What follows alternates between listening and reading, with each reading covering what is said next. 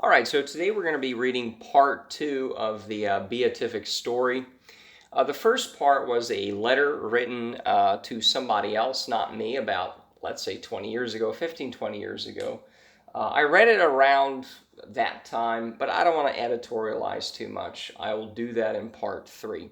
So part two is really just a couple more follow-up letters that were written to this other person. So anyways, here we go. Howdy, Bill, which is not me. God, what a surf of memories, emotions, and thoughts surfaced telling you about Stephen and me. You know, I had pretty much closed and locked the door on that part of my life history. I think it might have killed me at the time if I hadn't. I have a little more perspective as a 47-year-old man than I did when I was a 17-year-old who felt abandoned and grieved at the loss, or a 19-year-old college student still heartbroken and desperate for a little peace in my life. I don't know if I can verbalize the raw, aching physical need I felt in that period of my life. Foolish as it sounds, and this is memory talking, I think I felt committed to Stephen for life, mainly because I had never felt that connected to someone.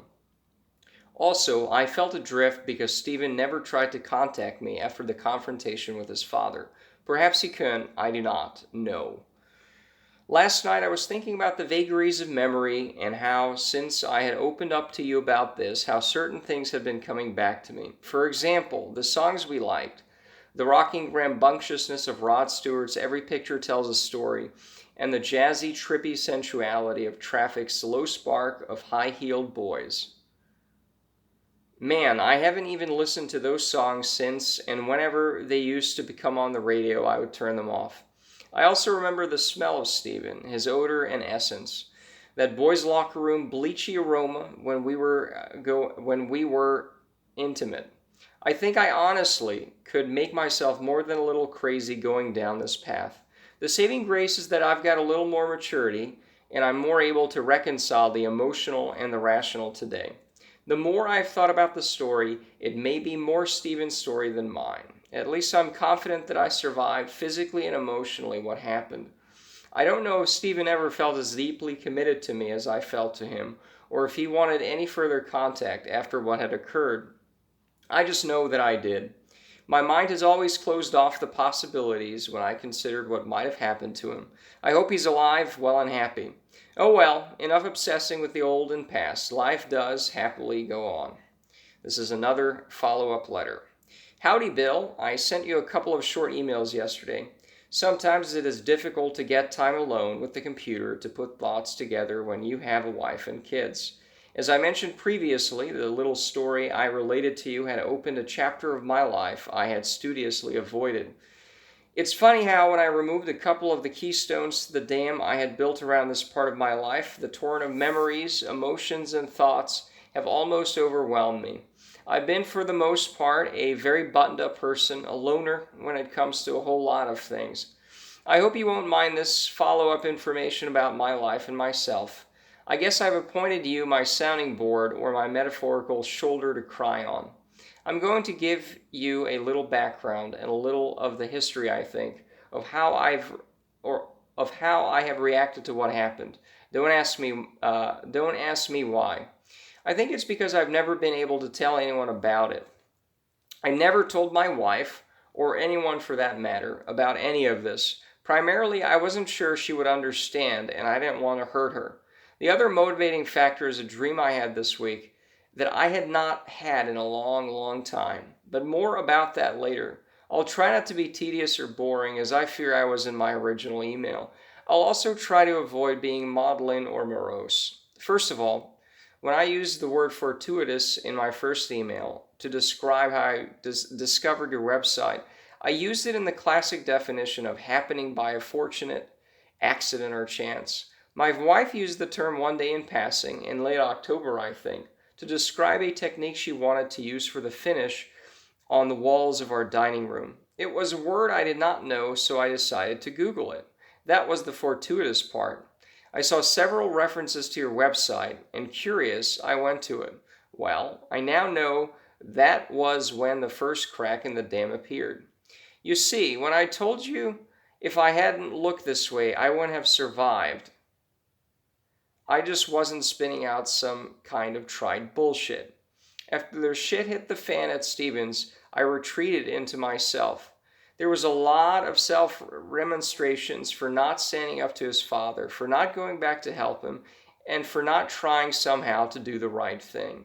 Not long after I realized he wasn't coming back to school, I began to have a recurring dream. Again, I'm not being maudlin, just being truthful.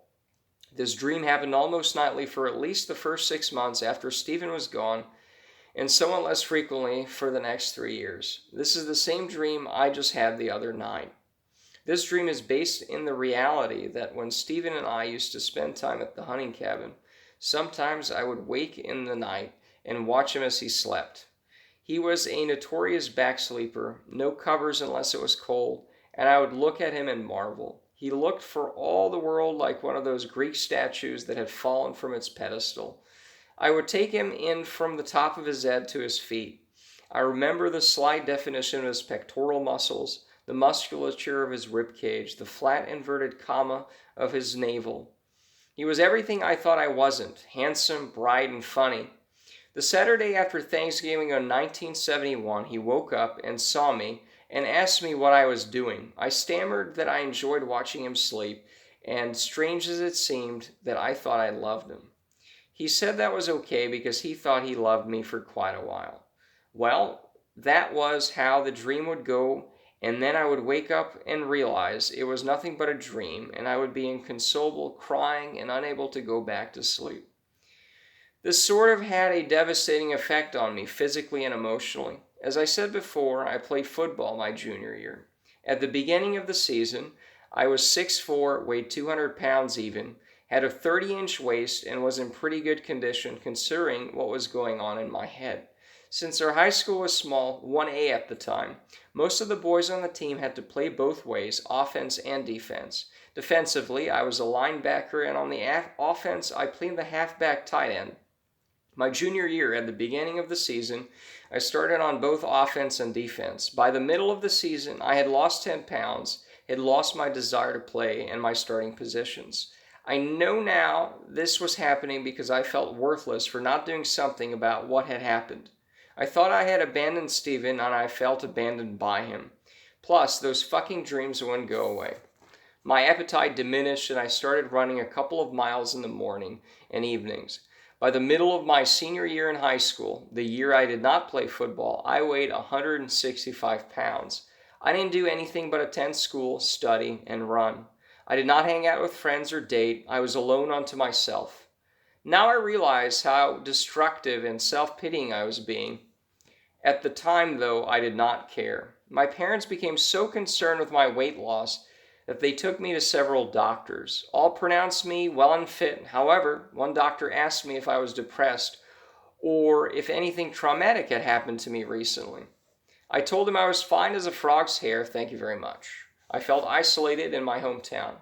Although I didn't think anyone knew about what had happened, you see, I knew what had happened, and I felt sort of like I had some kind of scarlet letter tattooed on my chest. Again, self-pity gone completely amok.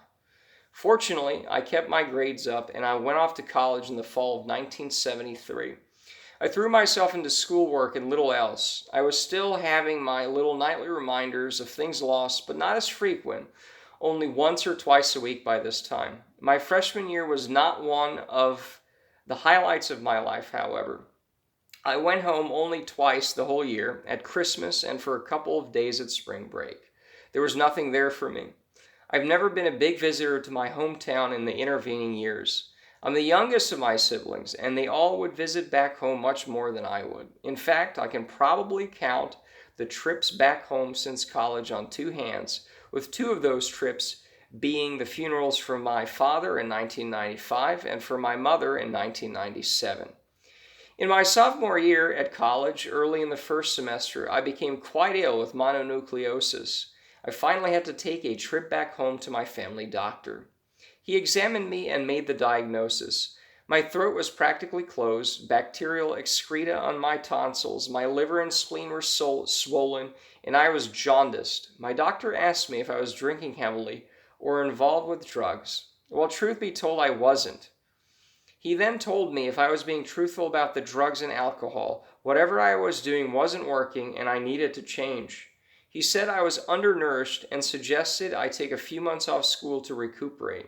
I told him I could not do that, but that I would change and begin taking better care of myself. Since I wasn't actually ready to shuffle off this mortal coil just yet, I came to the conclusion I was going to have to put the past behind me. I wasn't quite sure how, but I decided to start eating better, make some friends, and get on with life. All of this was about as fun as a prostate exam at first, but the more effort I put into it, the better it got and the healthier I got. I met my future wife at a friend's party. We started dating, and the rest, as they say, is history. I made reference in my follow-up email to a song Stephen and I used to really love, Rod Stewart's Every Picture Tells a Story. I've got a remembrance that goes along with that little song. Stephen and I out at the hunting cabin, listening to a portable radio with that song blasting and us shirtless belting out at the top of our lungs, probably obnoxiously off key, but we thought we were great. Spent some time feeling inferior, standing in front of my mirror, combed my hair in 1,000 ways, but I came out looking just the same. Then I have to fast forward to about 1977 or 1978, the first time I heard Peter Gabriel's Salisbury Hill, and the lines in that song that said, "To keep in silence I resign, my friends would think I was a nut. Turning water into wine, open doors would soon be shut." So I went from day to day, though my life was in a rut, till I thought of what I'd say, which connection I should cut. I was feeling part of the scenery, walked right out of the machinery, my heart going boom, boom, boom, hey, he said, "Grab your things, I've come to take you home." I realized that was in a nutshell the bargain I had made with myself. Resigned to silence, open doors shut, and that connection I had cherished cut in order to survive. I guess now, at age 47, I can look back almost without anger and actually grieve that loss of innocence. Believe me when I tell you I realize I'm not the only one who has ever lost something dear to them in life. Perhaps it's just that I've never articulated that loss to anyone. I guess that would make this more of an ode than an elegy. Whatever it is, you probably won't want to post it on your site. After trying my damnedest, I think I still ended up sounding maudlin. But what the hell, who cares? I apologize for droning on and on. But as I said earlier, I've really stirred up the echoes my ears quit hearing years and years ago. Some of them are not so bad. Thanks again, Bill. So this is the final letter, or email included. Dear Bill, if I tried to tell you what our conversations the past few weeks have meant to me, oh, and just an insert, there was a note here that they also talked on the phone, the guy this was written to and the writer of the email. So if I tried to tell you what our conversations the past weeks have meant to me and my peace of mind, words would fail me. Suffice to say, this whole experience has been illuminating and life-changing. Allow me to try to distill just where I am right now. I know now that what Stephen and I did was an intuitive, innate act. Of course, I think to begin with, it was purely a physical attraction, at least on my part, and I can only assume he was also attracted to me. The whole truth, though, is that from the sharing of the physicality of the sexual act, I grew to love him more than life itself, more than my own life. And I think he felt the same about me. Why? Because when I professed my love for him, he told me without hesitation that he loved me. Also, because of the way he acted towards me and the tenderness of the words and actions between us when we were alone. To downplay what we felt for each other as the exploration or experimentation of two boys would be to denigrate the depth of affection and commitment I know we felt for one another. However, when we were found out by our fathers, they reacted in the way that our culture demanded they react. These two men were afraid their boys were queers, to hammer home a point, and they probably felt devastated and angry. In that day and time, it was almost impossible for them to react any other way. Does this make what they did to a couple of boys any less hideous? Nope. They could not understand. In fact, I did not understand until recently that what Stephen and I were doing was, in its way, sacramental to us. There's only one other person in this whole wide world with whom I have had sex with that has made me feel the same way, and that is my wife. There's a unique feeling of wholeness and completeness that comes with the sharing of the most elemental physical and emotional release with someone who is a total equal and whom you adore unequivocally. To reiterate, I have had that feeling only with two people in my entire life, Stephen and my wife. They make me feel like I am someone who is completely worthy of love and consideration beyond my rather limited ability of comprehension. That is a rare gift of untold value. What more can be said? I say all this to get to other points. The first is I have lived my life as ostensibly a straight man. In fact, I still see myself that way. But I do understand more fully now that I do have a normal attraction, but I'm still at heart a monogamous man. Despite the fact that I had sex with other women before I was married, the one woman that was and is unique is my wife. I think it was the same way with Stephen. And that is why I would have had a hard time identifying with the predominant homosexual community. I can't think of any of the icons of the homosexual community I find attractive. One of the things I found most appealing about Stephen was his masculinity. He was a boy who was all boy and totally without guile. The other thing is, as I said, is I am at heart a monogamist. The gay culture appears to celebrate promiscuity. Even in the wake of the horrendous plague like AIDS, there is no outcry against the overriding message that promiscuity is okay, especially if you are gay. And there does not seem to an alternative offered to the viewpoint that anal sex is the ultimate act of sex between two men.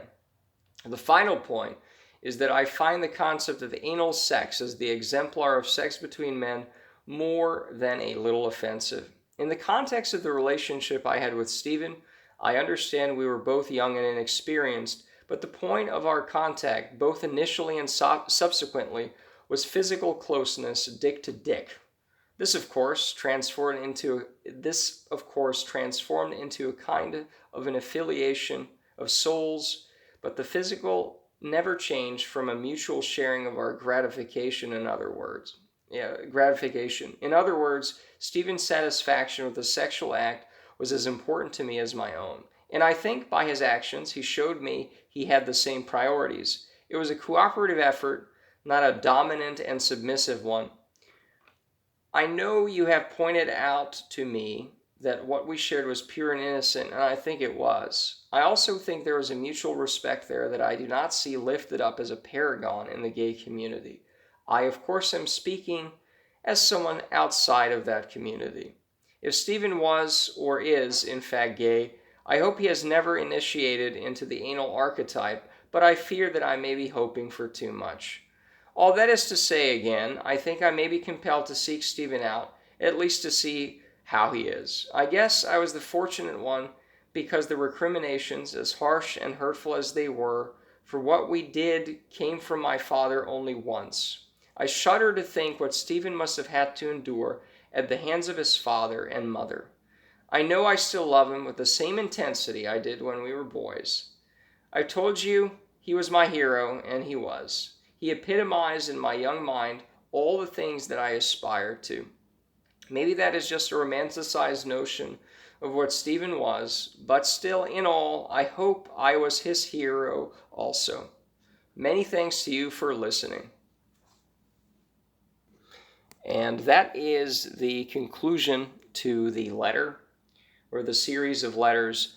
Part 3 is coming up, hopefully tomorrow, but it's definitely coming up, and I will give my thoughts, feelings, a little bit of history when I read this, and etc.